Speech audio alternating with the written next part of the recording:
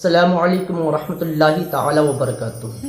میرے دوستوں، میرے ساتھیوں، میرے ہمدم، میرے پیارے، نیو بیان مفتی سلمان اظہری صاحب کا ہم لے کر کے آپ کی خدمت میں حاضر ہوئے، اور مفتی صاحب نے کیا فرمایا کہ اللہ رب العزت کو ناپسندیدہ کیا ہے نا۔ آپ ان کے بیان کو دل کی گہرائیوں سے سنیں گے تو بڑا سکون ملے گا، اور آپ کو کافی علم دین حاصل ہوگا۔ تو چلیے مفتی سلمان اظہری کیا فرما رہے ہیں، آپ خود ہی سن لیجئے دوستوں۔ عزیزان گرامی وقار، اللہ کریم کو سب سے زیادہ ناپسند چیز جس کا ذکر قرآن پاک میں بھی ہے وہ ظلم ہے۔ ظلم کو اللہ تبارک و تعالی ہرگز پسند نہیں فرماتا، اور ظلم کا مطلب صرف کسی پر ہاتھ اٹھانا ہی نہیں بلکہ کفر اور شرک بھی بہت بڑا ظلم ہے۔ قرآن پاک میں اللہ نے فرمایا ان الشرک لظلم عظیم، اللہ کے ساتھ کسی کو شریک ٹھہرانا بہت بڑا ظلم ہے، اور اس ظلم کی بہت ساری شاخیں ہیں جو آج ہم دنیا میں دیکھ رہے ہیں۔ انسان کسی نہ کسی جگہ پر ظلم کرنے کا شکار ہو جاتا ہے، ظالم بن جاتا ہے۔ اور ظلم کی تعریف اگر دیکھیں عربی میں تو یوں کہا گیا وضع الشیء علی غیر محلہ، کسی چیز کو اس کی جگہ پر نہ رکھتے ہوئے، اس کی حیثیت کو اس کی حیثیت کی جگہ پر نہ رکھتے ہوئے دوسری جگہ پر رکھ دینا، یہ ظلم کہلاتا ہے۔ حقدار کو حق نہ دینا یہ ظلم ہے، یا اپنے حق سے زیادہ کسی سے چھین لینا یہ بھی ظلم ہے۔ اور یہ ظلم کی ایک دو نہیں ہزاروں مثالیں ہیں، لیکن قرآن ہر ظلم کی مذمت کرتا ہے۔ اللہ کریم کئی جگہوں پر ارشاد فرماتا ہے ان اللہ لا يحب الظالمین، اللہ تعالیٰ ظالموں کو ہرگز پسند نہیں فرماتا۔ میرے عزیزوں، گناہ بھی ظلم ہے، جیسے کہ قرآن میں اللہ نے فرمایا وَلَوْ أَنَّهُمْ إِذْ ظَلَمُوا أَنفُسَهُمْ، جب لوگ اپنی جانوں پر ظلم کر لیں تو اے محبوب آپ کے دربار پہ آئے ہیں۔ یہ جو آیت ہے، ظلم کا مطلب کیا ہے؟ انسان جب گناہ کرتا ہے تو وہ اپنے آپ پر ظلم کرتا ہے۔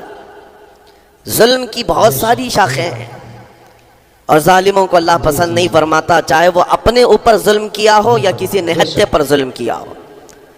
آج دنیا میں جو حالات ہم دیکھ رہے ہیں، ظالموں کا ظلم عروج کو پہنچا ہوا ہے، اور قرآن پاک میں رب تعالیٰ نے ظالموں کی نشانیاں بھی بیان کی، ایسا نہیں کہ یہ پہلی مرتبہ ہوا ہے۔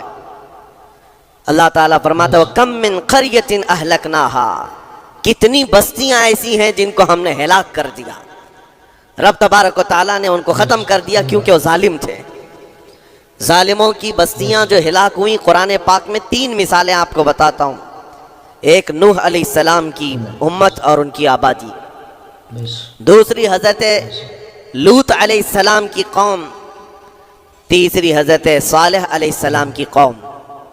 یہ تینوں قومیں ایسی ہیں، گناہ میں تو تھی لیکن غرور بہت زیادہ تھا، گھمنڈ بہت زیادہ تھا۔ بے شک صحیح فرما رہے ہیں۔ آج کے دور میں اگر کسی کے پاس پیٹروٹ میزائل ہیں اور بم بارود کی طاقت رکھتا ہے، نیوکلیئر پاور ہے، تو وہ یہ سمجھتا ہے مجھے کوئی شکست نہیں دے سکتا۔ یہ ہر دور میں ظالموں کا خواب رہا ہے، ہر دور میں ظالم اسی طرح کی فکر رکھتے ہیں۔ نوح علیہ السلام کی قوم بہت مضبوط قوم سمجھی جاتی تھی۔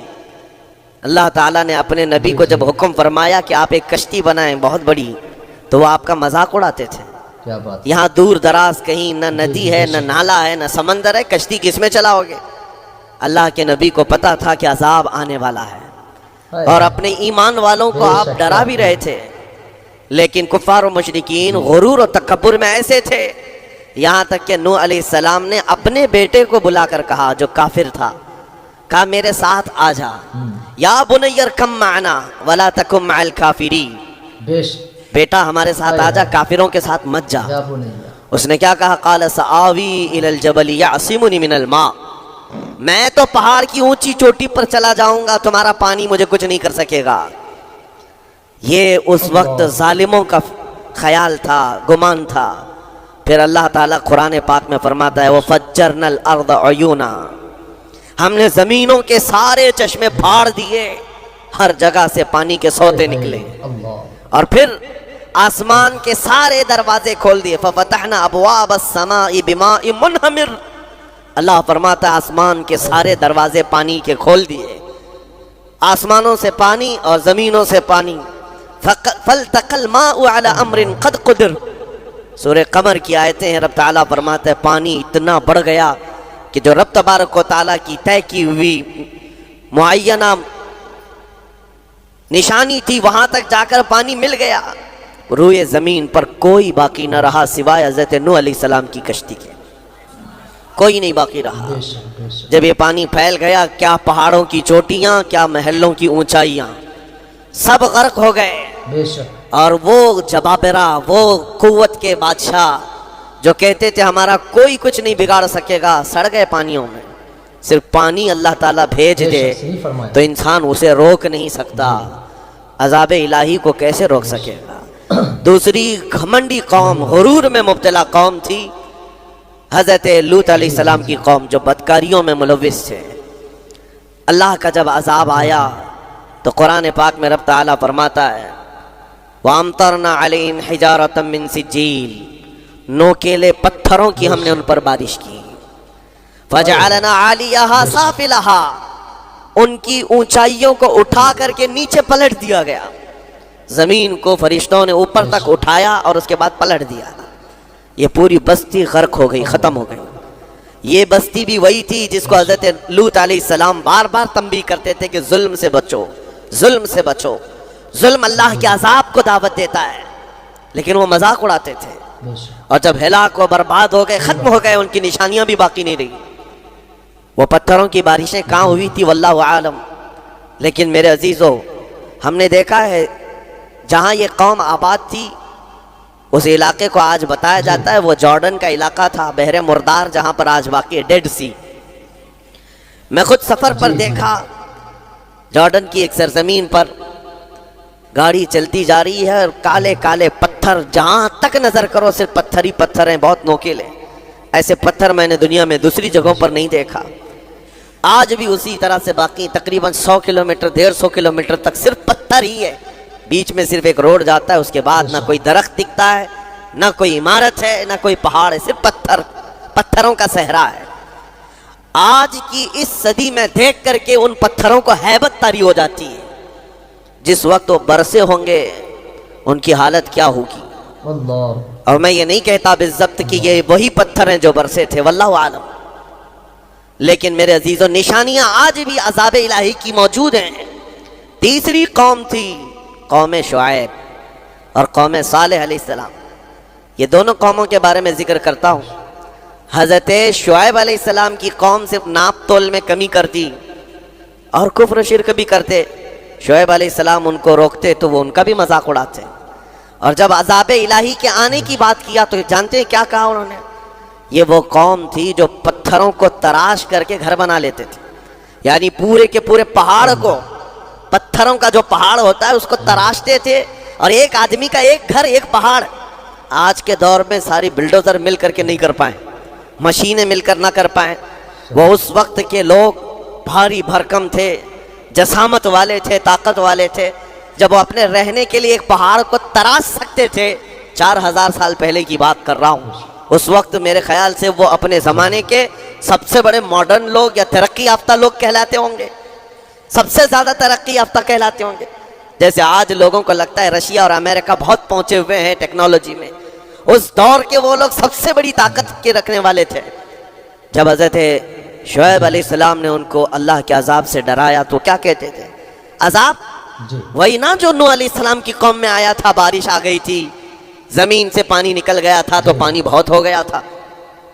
یا پھر وہ جو لوط علیہ السلام کی قوم پر آیا, پتھروں کی بارش, یا پھر ہواؤں کا عذاب. اگر یہ تینوں بھی آئیں تب بھی ہمارے ان پہاڑوں کے گھروں کو نقصان نہیں کر سکیں گے. ان کا اتنا غرور تھا. اگر پانی بھی آ جائے سمندروں کا, یا ہوا بھی تیز چلے, یا پتھروں کی بارش ہو, ہم تو بہت محفوظ قلعوں میں ہیں. اندازہ کرو میرے عزیزو, 3000 4000 سال کے بعد آج تک مدائن صالح اور الاولا سٹی نام سے سعودی میں موجود ہے, ابھی تک وہ گھر موجود ہیں. تو اس زمانے میں کتنے مضبوط رہے ہوں گے. پتہ نہیں 3000 سالوں میں کتنے طوفان آئے، کتنے سیلاب آئے، لیکن ابھی تک وہ پہاڑوں کے گھر موجود ہیں. تو اس زمانے میں کتنے طاقتور ہوں گے. ان کا نشہ آسمان پر تھا، غرور چڑھ کر کے بول رہا تھا. کہتے تھے کہ اگر اس طرح کے عذابات آ بھی گئے تو ہمارا کچھ نقصان نہیں ہوگا. کون سا؟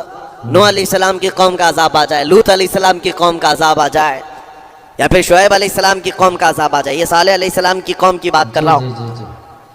تو پھر ہوا کیا؟ اللہ کے نبیوں نے انہیں ڈرایا اللہ کے عذاب سے. باز آ جاؤ، اللہ وحدہ لا شریک کی طرف جھک جاؤ. وہ اکڑ تھی، غرور تھا کہ نبیوں کا مذاق کرتے.